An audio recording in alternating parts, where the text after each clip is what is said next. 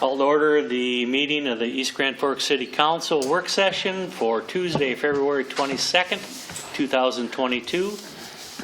Megan, can you call order, please? Call roll, please. Mayor Steve Gander. Here. Council President Mark Olsted. Council Vice President Tim Riepel. Here. Council Members Clarence Vetter. Here. Dale Helms. Here. Tim Johnson. Here. Mark Demers. Brian Larson. Here. Okay, determining a quorum is present. We'll go to number 1. Request to file plans and specifications and set bid date for 5th Avenue and 20th Street Northwest. Mr. Emery. Thank you, Mr. Vice President. So we are wrapping up the plans and specifications for, again, 2022 assessment job number 1, utilities and street reconstruction, which is over on 5th Avenue and 20th Street Northwest. So we will be filing plans and specs with the council next week. And then we just like to basically get authorization to proceed with advertising. And right now we are looking at a bid date of 10 a.m. on March 29th. And then once we get bids, we will, tabulate them and bring them back to your next work session. Questions? Yeah. Question for you, Steve. Is it, we kind of kicked around the possibility of this much cheaper limited reconstruction project, a drastically different scope than the concrete pavement that's really the heart of item number 1 here. But, is it practical in any way to have an alternate bid with this for that limited reconstruction, just so that we see the pricing all at once? And I'm trying to do this without sending this project even more sideways than it has gone here. Right. So just kind of an open question. At this time, it's not feasible. I mean, our set of plans to do a limited reconstruction are going to look a whole lot different. I mean, it's basically you're preparing another set of plans. So, I mean, by doing that would delay, the entire project at this time. Yeah, I don't think we want to push the bid date out even further. We're going to get behind other projects. So, Well, and I think if we push it further, then we're going to start to see higher prices just because, contractor schedules and stuff are, filling up. So, okay. Yeah, I'm just trying to get ahead of a high number, and what are the options after that point? So to know what that limited reconstruction. I mean, I think if you bid it, you get high numbers. You get a lot of people against it. I mean, really your options are either award it or reject the bids, and Then the next option coming out of that is either do nothing or do a limited reconstruction, right? that's your options. Yep. Yeah. And that's the next decision point Correct. beyond that. Correct. Yeah. So it's better to do kind of a start finish, one thing at a time, not try to jam these two things together. And I'm fine with that. I don't think so, because like I said, your plan set's going to look Yeah. entirely different if you start to do that, and right now it would add quite a bit of work even to get to that place to allow for bids. So I think Yeah. you're best off just moving forward with this project at this time. Fair enough. Thank you. Yep. Any other questions? Hearing none, move on to number 2. Request to purchase UTV. Chief Hedlund.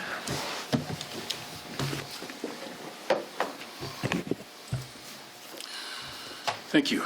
In our 2022 budget, we had requested $14,000 to purchase a UTV for use by the police department. This would be used for a variety of things. It would be used in special events. It would be used to help set up for parades or races, things like that.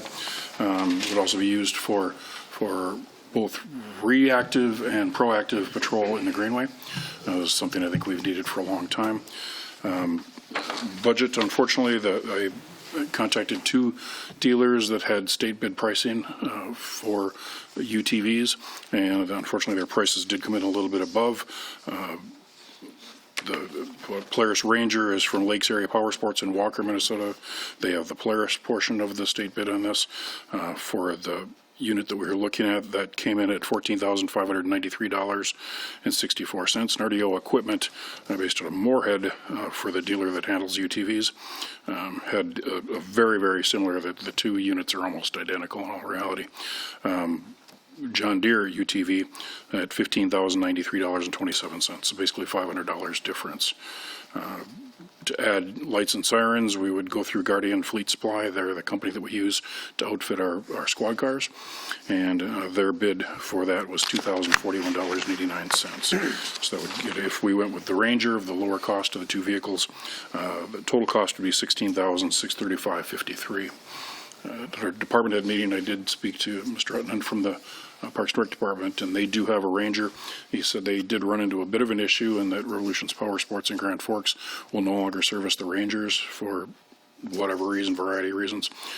So far, they've been able to take care of their maintenance issues with our city mechanics, but if there were to be a further maintenance issue, we'd wind up having to take it. If we went with the Polaris, we would wind up having to take it further, whereas I believe we would still be able to get the John Deere maintenance service locally through RDO. So just one factor to consider, but I guess I'm still recommending the Polaris based on the lower cost, and the majority of the maintenance would be able to handle locally through our own city mechanic. Anyone have any questions? I do have one. Do you have a plan for the balance? Making it, Sorry, I didn't go into that. Out of our total equipment fund for our patrol, that also included money for an investigations vehicle this year. That particular vehicle came in well under budget because we were able to trade in a number of vehicles that are no longer being used. Came in about $15,000 under our budget, and so even with this roughly $2,500 overage, we would still be over $12,000 to the good in that budget with no plans to use that for the year. Johnson? Well, Chief, it's that John Deere looks pretty good to me if you can get it camo instead of green. Ideally, we would like to have them be blue for law enforcement. That's a very minor advantage to the Polaris. It's already blue. But you can get whatever you want. You're the one getting it. council has to approve it. And they're literally, you go through the specs on the two vehicles, and they're so near to each other that I don't think we can go wrong with either one. Mr. Larson? Yeah, Chief, do you think you would eventually need the track kit for the side-by-side to effectively patrol the greenway, you know, the trails down by the river, things of that nature? In the winter, that's certainly something to be considered, but I guess at the present time, I was just looking to get the program up and running, and I guess we would explore that. My plan was to potentially explore that down the road. I really, we've talked about it, but I hadn't strongly considered it, basically just the budgetary constraints. Thank you. That can be added later if it has can to be. be. Absolutely, yeah. One more question. Go ahead, Tim. I noticed that the maintenance thing, $950 shop fee. Can't we do that? Can't we put the lights and stuff on in our department, in our shop? I could check with our city mechanics and see their thoughts on it, but yeah, that is fairly expensive. But they're, Ronnie Bubendorf and Kevin Hansen, they're both outstanding. But that's something that they're not doing on a regular basis, whereas this company does that type of thing daily. Probably would affect warranty. I don't know if it would or not. I honestly don't know. I think it's more the wiring, isn't it, more than the mounting of the Probably. items. They're both certainly very capable mechanics. We trust them to do a ton of work for us, and they do an awesome job. But we've many years ago switched to having outside companies do the changeovers on the squad cars over the simple fact that there's so much electronics on those that is very difficult to do, that it just in the long term made more sense and took less time to have them done by the outside agency. So I guess that's why I just automatically kind of looked to them for this. But I can certainly talk to Ron. Mr. Chairman, Go ahead, Dale. thank you. Chief Hedlund, do both of these units have the electric lifts on the box, or are they manual? I believe they're both electric. Okay. I just wanted to make sure which one, if one was electric, one wasn't or something, then you might want to look at that route. But if they're both electric, that's fine. I would have to double check, but I thought I recalled them both being electric when I was going through the specs. Yeah. Thank you. Does it? Gas assist on the dump box. Okay. I could look at the John Deere. Let's see.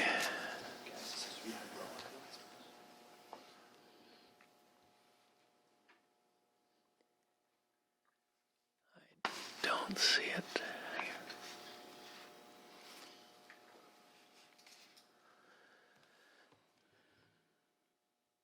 That's something we can also check out later, too. Yeah, I've not seen anything on at the moment, so I can look, I'll double check on that between now Get and next back week. to us. Anything else for the chief? Seeing none, Thank you. go on to number 3. Consider promotions for assistant fire chief and engineer in the fire department, Chief Boushee. Thank you, Vice President. About that. So we have finished our promotional process that was approved by the council. And since then, we have received a signed resignation from Assistant Chief Jeff Anderson. So I am requesting that we promote Austin Shea to the position of Assistant Fire Chief and Hunter Olson to the assistant, or to the position of engineer. Any questions for chief? We'll be missing Jeff. We will be missing Jeff. You're absolutely right. Yep. Mr. Vetter? Does it have to go through civil service or anything? Civil Service certified them and passed them on to the fire department process. Okay. Okay, any other questions? Seeing none, thank you, chief. Thank you. Number 4, request use of Blue Line area as emergency temporary holding facility. Mr. Huttunen. All right, thank you, Mr. Vice President. So this request came to me from the Tri-County Corrections Center jail administrator, asking to designate the Blue Line Arena in our community as a temporary jail, should there ever be a reason that the jail, the correction center in Crookston, need to be evacuated. There are 2 other sites in Crookston that are already designated as temporary jails, the Crookston Sports Center and the National Guard Armory there. So this would be a 3rd location, essentially, and primarily to be used if there was ever some sort of natural disaster event in Crookston that required all 3 of those, the existing jail or the two other temporary sites, to be unavailable to be used. In the memo of understanding that he sent over, it says that it would not be used for longer than 12 hours, and it would be contingent upon the building's availability. So if we had it planned or scheduled in use for another purpose, then they would need to seek another site to be able to use as a temporary jail. So I sent it to Chief Hedlund, to Mr. Murphy, Mr. Gallstead. They've all had a chance to look at it. Mr. Gallstead has made some comments towards the memo of understanding as it's stated, just adding some more information on indemnification and insurance from the city's perspective, an out clause if the city would wish to terminate the agreement at any time and be able to offer written notice to do that. But outside of just some of those clerical comments, I think in general, those 3 gentlemen were all understanding and seemed fine with the idea of it. I do as well. We didn't have discussion with the jail at all about which arena to designate as this. The phone call came in from them asking for the Blue Line Arena. I actually didn't have the discussion on the phone. I just received the information through email. So I'm sure that they're just looking for a site in East Grand Forks if somebody had a different preference toward one arena or another. But as far as the arenas are set up, the Blue Line, I think, is as good as any in our community to be able to serve this purpose for the short amount of time if it was ever needed.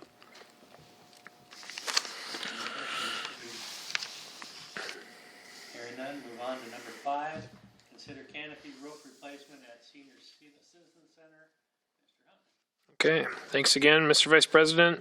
I did send an email this morning to all of you with quotes included on it now. If anybody had a chance or if anybody didn't see those, I did bring one copy with I could pass around if you're interested. We did receive 2 quotes. This is to replace the front canopy portion of the senior center. It's kind of on the north side, the north awning that faces the parking lot. We would replace it with a 60 mil fully adhered roof. Right now it's a gravel covered ballast style. That has definitely served its life. It's leaking in multiple places this year, and it's to the point it's not worth trying to patch or repair it. So we do have $25,000 budgeted this year for that replacement. The low price came in from Skinner Roofing at a price of $16,200. So I would recommend that we take that quote and move forward with the project this coming summer. Any questions for Reid? Anyone have anything else? Seeing none, need a motion? Move. Adjourn. By Mr. Second. Second by, all in favor? Aye. Aye. All opposed? Meeting's adjourned. You guys are way too helpful.